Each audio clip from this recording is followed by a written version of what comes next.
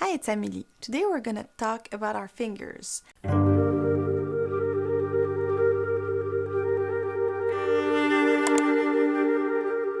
read a lot of comments about finger technique. Should it be very round? Should it be straight? Also, even my technique, I have a finger that sometimes kind of blocks. So the first thing I would say is that the best finger position would be slightly curved, but not curved like this. So you can try it. Curve your fingers like as if you had an apple in your hand, like this, and then try to move it fast.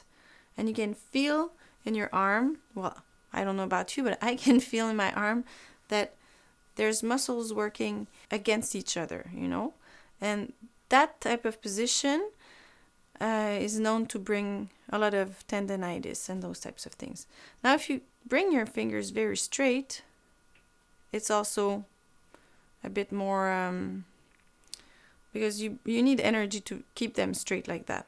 But if you just curve them very slightly, that's the easiest way to move them fast without too much energy, and they have the best motion. So slightly curved, but not overly curved, and no need to bring them very, very straight. It's all about balance and compromise, so just like this would be the best.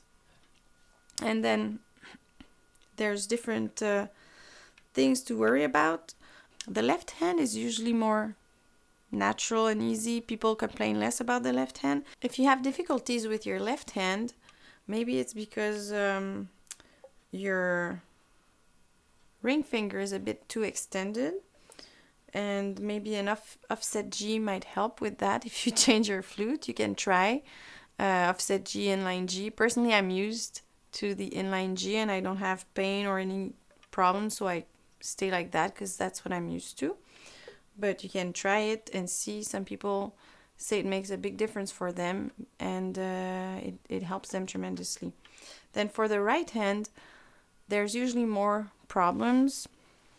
You can look at our video about posture, the general posture. I talk about the fulcrum points because those are important, because when you play, your fingers shouldn't be holding the flute, because then they're not free to move and play. Okay, so you have to be able to hold your flute like this, and so that your fingers can move easily.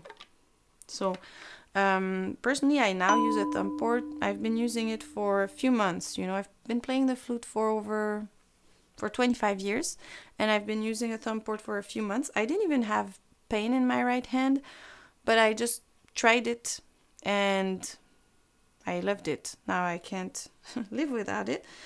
Some people say it's cheating. I don't know what I'm cheating, because I'm not cheating my flute. My flute doesn't care. It doesn't change my sound or anything. Just makes my life a bit easier.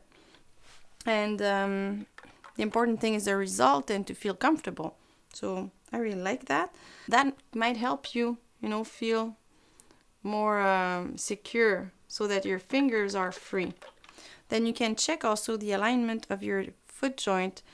You have to check the length of your pinky probably and adjust accordingly. Personally, I have a short pinky, so I bring my foot joint a bit more inwards so that my pinky reaches, and because I used to put it, like they say in the books, directly in the middle, and then my full hand was out of balance because I had to reach, If you have a longer pinky, maybe you'll want to push it a bit forward, so you can adjust that to your own hand to be comfortable. I don't think it's that important. Like when I play, sometimes my ring finger here gets very straight. I don't know if it's doing it. Yeah, it's doing it here. I never had any pain from it. What is known to cause a lot of pain is the very, very curved fingers. But I'm sure some people will say, I have curved fingers and I don't have pain.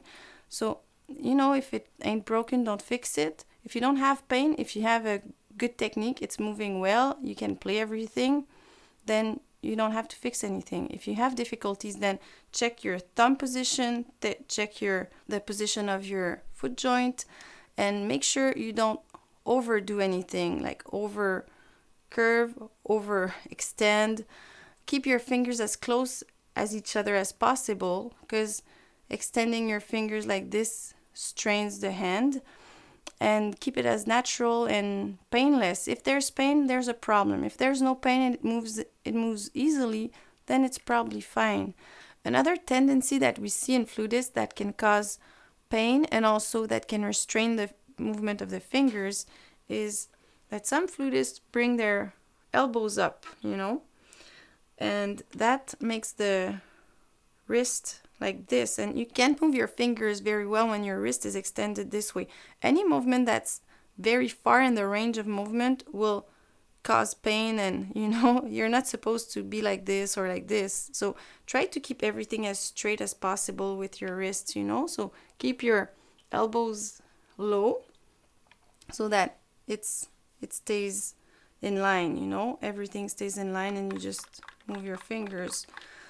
Sometimes we think that all the movement comes from the fingers, they're the only workers, but the fingers don't work alone, and they can be assisted by the arm, and you can rotate and help your fingers work less and not work as hard by rotating. I'll give you an example. Let's say I do a D trill. Instead of moving only my finger, which is the ring finger, doesn't have a lot of mobility on its own, I do a slight rotation, and if you try it, you can rotate very fast, and there's no pain, there's no fatigue. I can do that fast for a long time, and you can try it. So it's an easy way, and I can go.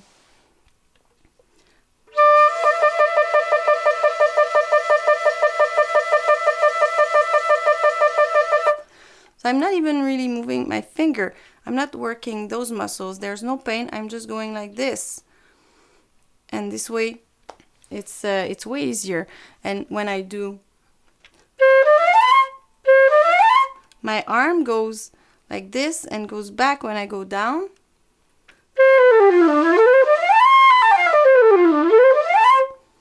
So the fingers are working, but they're not working alone. And this movement here, you can just do this with your elbow and move like this. And sometimes it's very slight, you don't even see it, but it's there.